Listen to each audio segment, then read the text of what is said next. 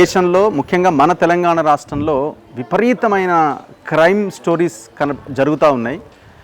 నేరాలు ఘోరాల్లాగా రకరకాల serial murders లాగా ప్రతి ఇంట్లో గొడవలు ఉంటాయి, ప్రతి ఇంట్లో సమస్యలు ఉంటాయి. కానీ ఆ సమస్యలు పరిష్కరించుకోలేని పరిస్థితుల్లో పరిష్కరించుకోలేక భార్య భర్తని చంపడం, భర్త భార్యను చంపడం, ప్రియుడితో కలిసి భర్తను లేపేయడం, భార్యను లేపేయడం ఇది పరిపాటిగా మారిపోయింది.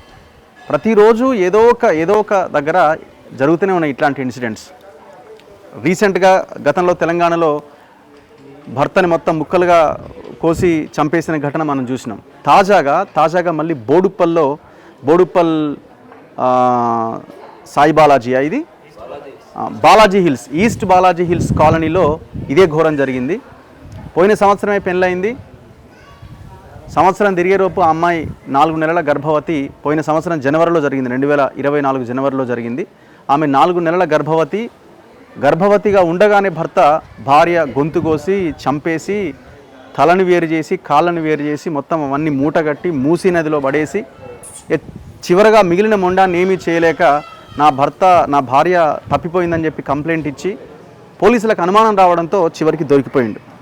వీళ్ళది ఎక్కడ అంటే వికారాబాద్ జిల్లా కామారెడ్డిగూడ అన్న గ్రామానికి సంబంధించిన 2 దంపతులు.